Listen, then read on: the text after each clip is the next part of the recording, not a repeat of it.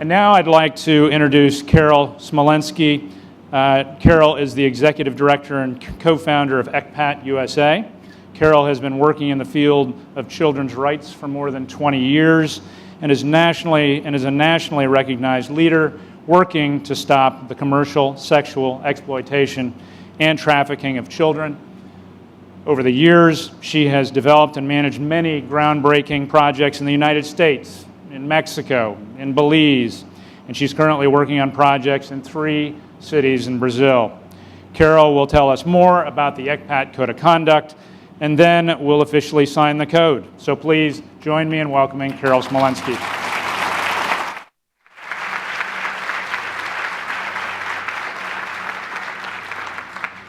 Well, this is kind of an amazing day for me. I started out all really cool. Hey, this is what I do. I've been doing this for 20 years. But just one after another of the speakers who we've been hearing today just makes me well up and be moved once again. And I should be much cooler about this than I feel right now. As I said, it's very exciting for me to be bookended between these 2 amazing corporate leaders, Marilyn Carlson Nelson and your CEO, both of whom have taken an issue that most people in the travel industry don't really want to talk about that much because it's kind of ugly, and stepped out in front on it. And that is huge. And I just cannot thank you enough for being one of the new leaders who's going to be speaking out on the protection of children from sexual exploitation. A word about the code, and then a word about the luggage tags you have. The code was created in 1998 by the ECPAT group in Sweden. It was created very much in conjunction with the travel industry because it was necessary to create an NGO private sector partnership to work together on this issue. It's not something that we in the NGO world could do by ourselves. So it was created by Sweden, immediately signed by all the tour operators in Scandinavia, and spread quite rapidly around the world. It's now been signed by more than 1,000 companies around the world. Great. In the United States, we launched it in 2004 when Carlson Company signed the Code of Conduct.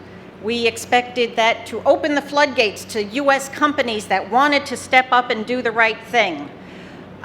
It took 7 years before we got another US company that was willing to join into the fray to protect kids from sexual exploitation. Isn't that something?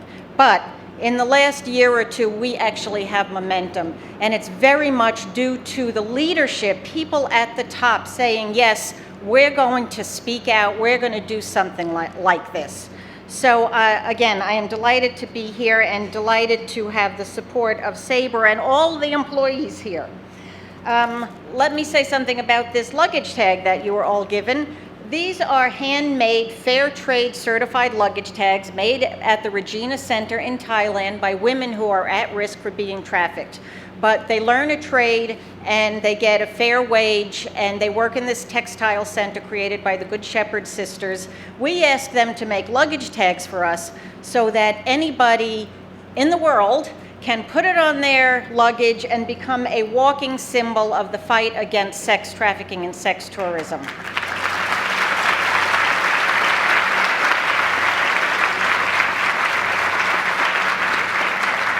So Sabre bought a whole bunch of them and gave them to you. You can also buy them on our website. They make great stocking stuffers. I'm just saying.